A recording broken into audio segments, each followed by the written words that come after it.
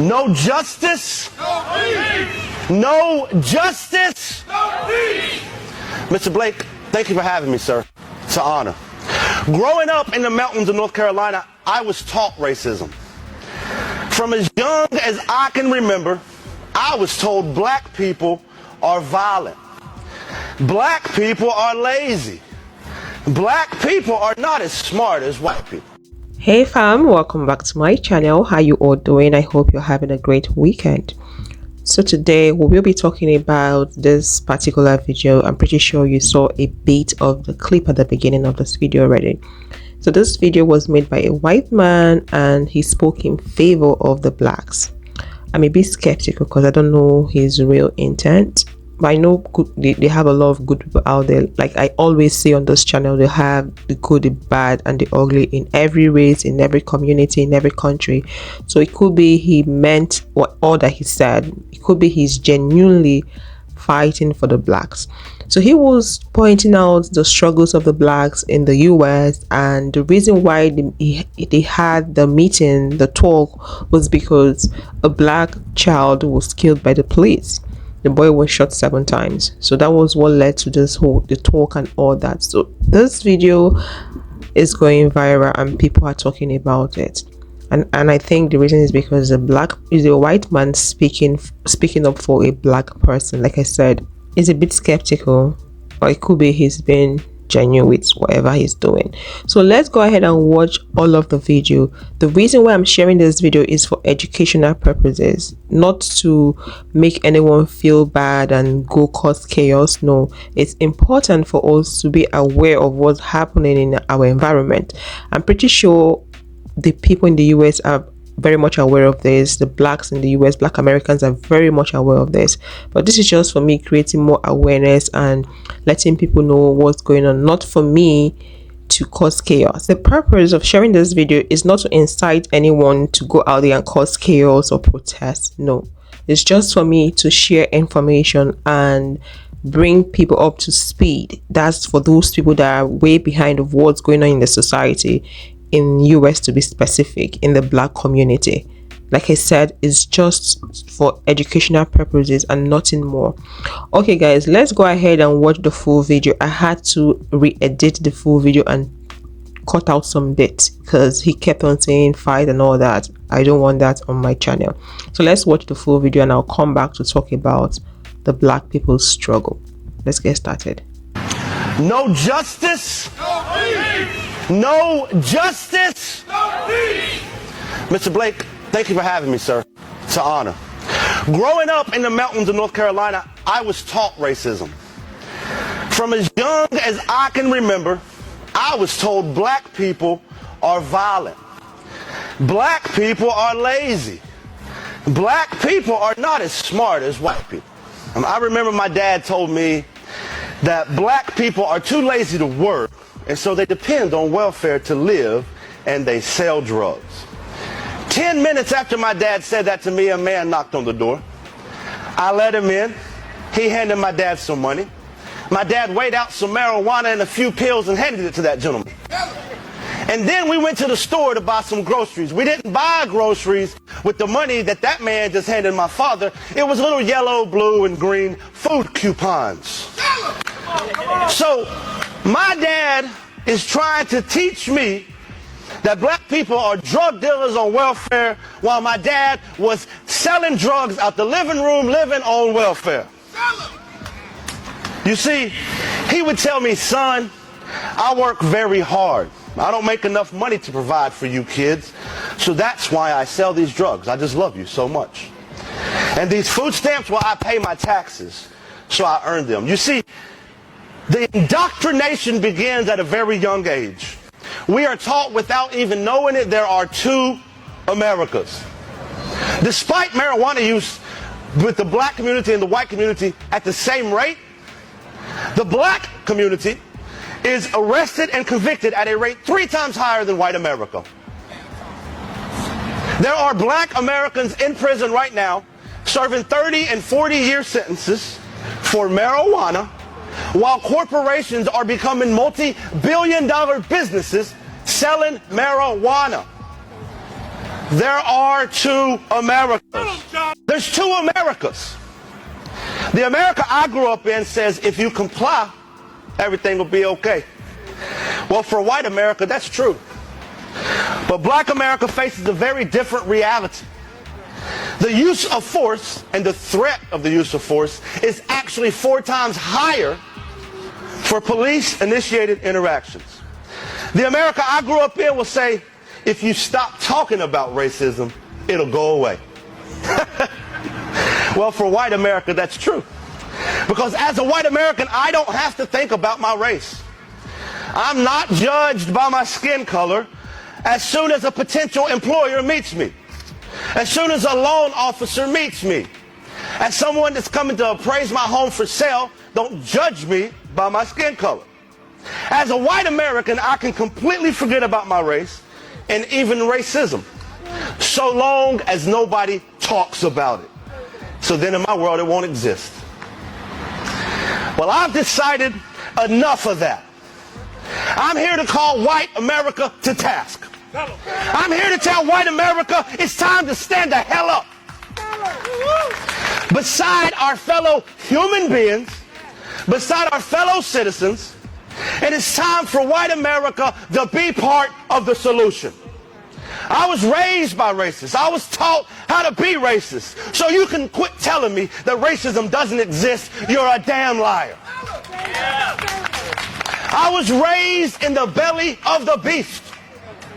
I was raised by racists, and now they hate me. I call that a glow up. I'm not here to speak for black America, over black America, at black America. I'm here to speak to and at white America, and I'm screaming, wake the hell up. White supremacy is woven into the very fabric of this country. White supremacy bleeds from every pore of this country. In schools, we have standardized testing, but we don't have standardized resources. We don't have standardized opportunities. In hospitals, a black woman is more likely to die during childbirth at a rate 3 times higher than that of a white woman. In neighborhoods, power plants and dumps are more likely to be put up by a predominantly black neighborhood than a predominantly white neighborhood. At home, 22% of black America lives in poverty, whereas only 9% of white America lives in poverty. White America loves black music, black trends, black culture, but kills black people at a rate 2.87 times higher than that of white people by the police.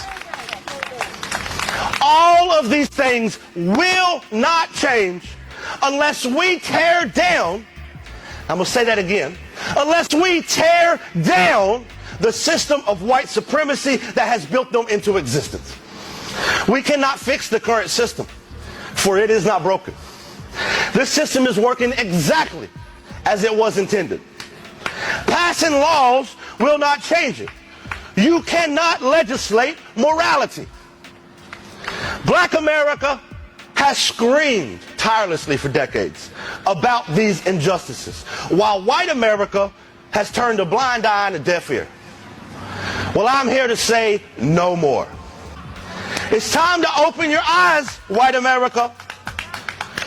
White people make up nearly 60% of the American population, and the overwhelming majority of them refuse to even admit that racism exists.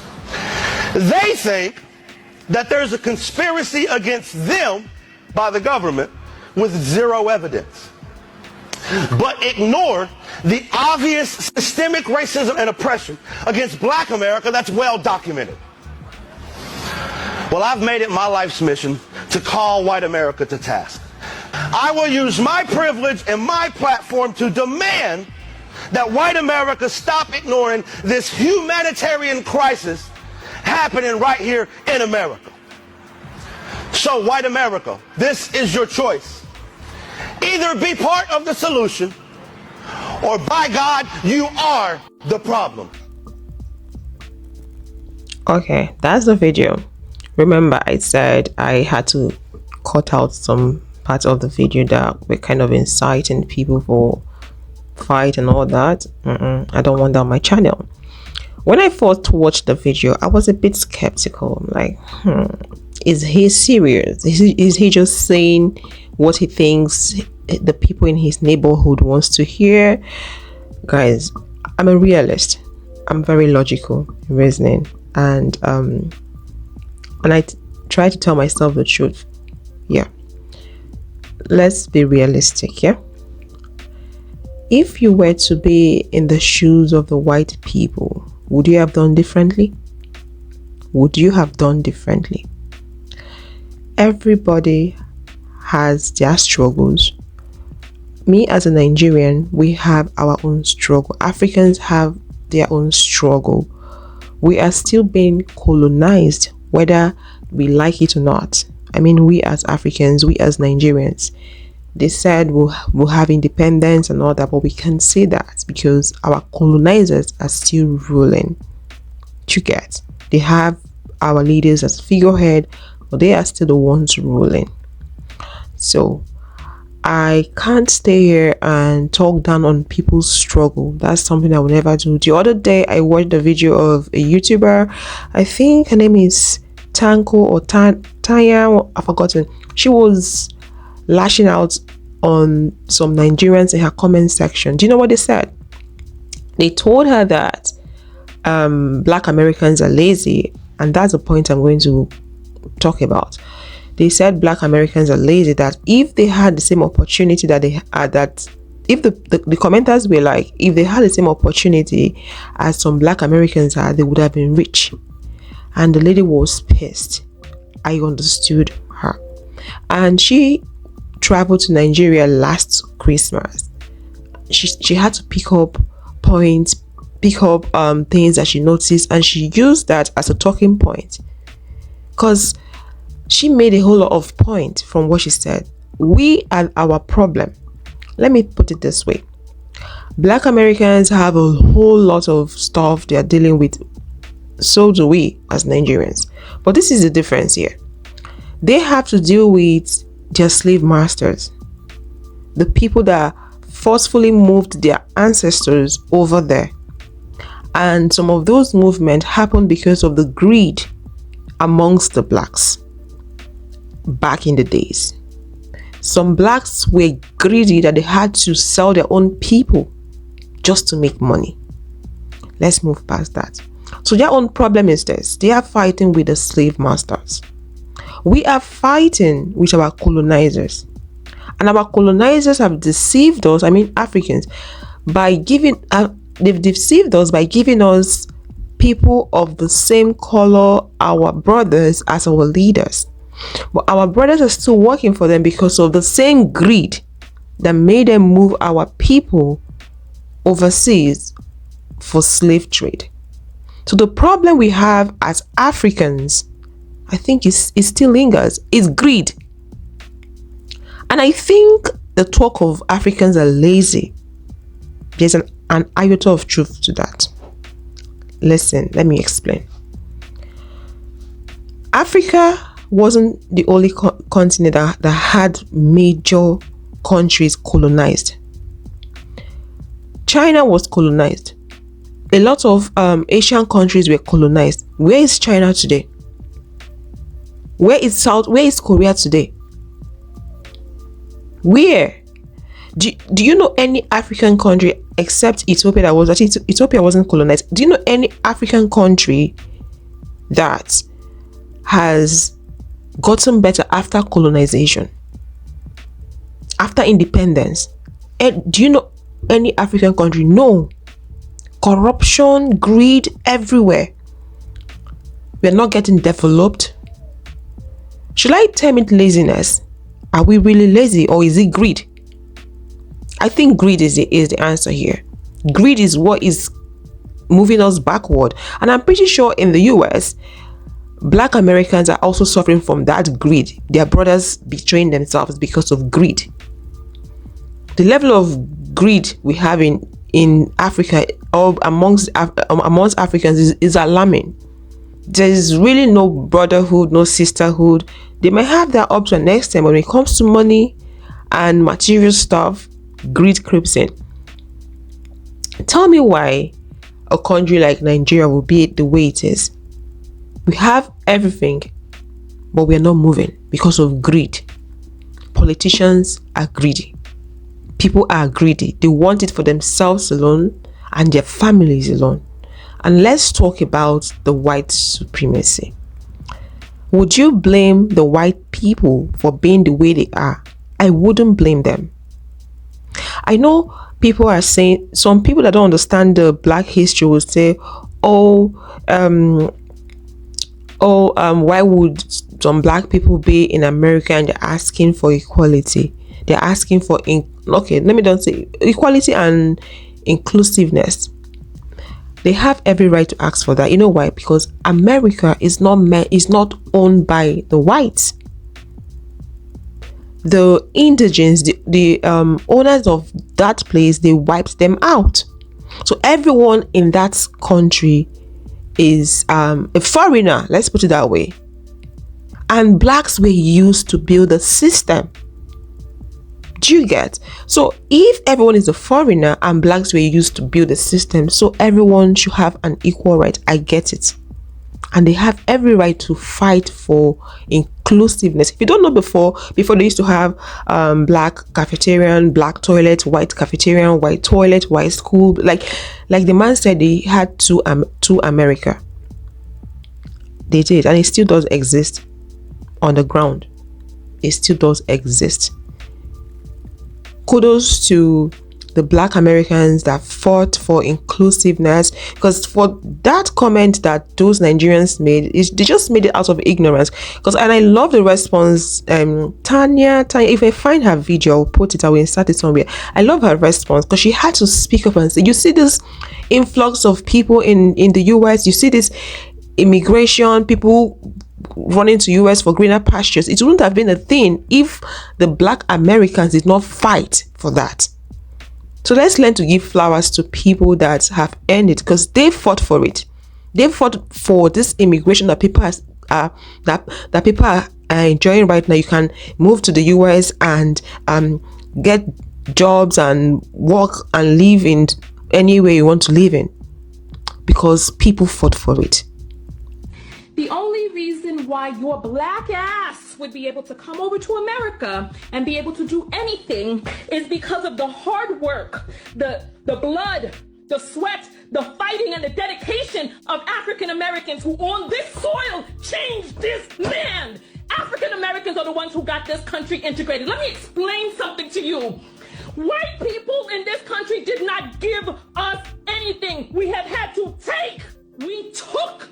In the 1960s, took their lynchings, their terrorizing, their burning down of our neighborhoods, and we continue to rebuild and rebuild and revisit and retwist and re-rise up what it is that we have done in this country. And the only reason why anybody can bring their black ass over here from another mother effing country is because of what black Americans have done on this land. And I'm saying this as a person who's bicultural, whose father is not American, doggone it. My father is an immigrant, and he was able to come over to this country and do something in this country because of the black people who fought, who died, who bled, who were lynched on this land. So don't sit your black ass over there in some other goddamn country talking about what you would do in America. The only reason why your black ass could even get the F over here is because of what we have done. Doggone it. Listen to what it is that I'm saying. If they didn't fight for it, if they didn't speak up, I don't think there would have been inclusiveness. People wouldn't have been included. You would have still had the white people and the black people. If only Africans can fight the way the black Americans fought, I think Africa will be better. Not even joking. I give it to the black Americans. One, they were foreigners on that land. Two, they were with their slave masters, their oppressors. They rose up and fought, regardless of all the torture. They keep building their community. They kept on scattering it and everything. They never gave up. They fought for liberation. They fought for inclusiveness years over years. they were, or they are in a foreign land. They were in a foreign land. I think that nobody owns the place. To get a place that is not theirs, they rose up to fight. So why can't we, that are in our own land, on our own land, with our own people, rise up and fight? Does that mean we are lazy? What do you think? Why is Africa not developed? Does that mean we are lazy? Do you think it's laziness or greed? Let me know your thoughts in the comment section. And then he spoke about indoctrination. And then let me talk about the white supremacy and indoctrination. This world is about survival. Everyone wants to survive. Those people, those white people that moved to America, to the US, to conquer the US, they were looking for a place that they could call their own, a place they could dominate. They were trying to also survive. I'm not saying what this is right, but I'm just trying to be logical. They must have passed through a lot of things to arrive there, and then I don't know how smart they were, what strategy they used to colonize people and make it work for them. A lot must have gone into planning and everything, and they succeeded at the end of it. So now, after everything, we're expecting them to let the system favor the people they conquered? No. They had to tighten up the system, because that system is very tight. They have two different systems. They still have two different America, whether you like it or not. They had to tighten up the system so the system would work for them from generation to generation. Because if their oppressors get hold of the system, it's game over for them. They will become the oppressed. This world is about the survival of the fittest. The same thing that is happening in Nigeria, that the politicians are using on the masses, the same hold they have on the masses, only them and their family are the ones reaping the fruit of the country, getting richer and all that. It's still the same thing that is happening in the US. Nobody wants to let go power, because if they do, they might end up becoming the oppressed. Politicians in Nigeria don't want to let go power as well, because they want to keep eating, they want to keep being rich and pass it on to their children and generations to come. It's the same pattern. It's the same pattern. And then he spoke about indoctrination. They had to talk to their kids, brainwash them, so their kids will start seeing things the way they're seeing it. Their kids will accept things the way they are. I mean, the way they have put it out there for them to see. So their kids will be happy to carry on the legacy. Because if they tell their kids the exact truth, the way things are, their kids, some of them might not carry on the legacy, because some people are humans. In every culture, country, everywhere, we have the good, the bad, and the ugly. You get? So this is the way I view things. So if you want to be liberated, you need to take it. They wouldn't give it to you. You have to take it, because it is a thing of survival of the fittest. Everyone is fighting for what is good for them. Everyone is holding on to what is good for them. So if you want what is yours, if you want something, you have to take it. Nobody is going to hand it over to you. You get?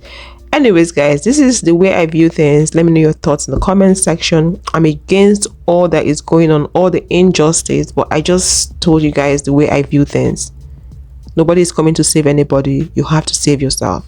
You have to do what you're supposed to do. Let me know your thoughts in the comment section. And for Nigerians, we have to take it. Take justice. Take whatever we want. If we want our country to get better, nobody is going to hand it over to us. I'll see you guys in the next one. Thanks for watching, and bye.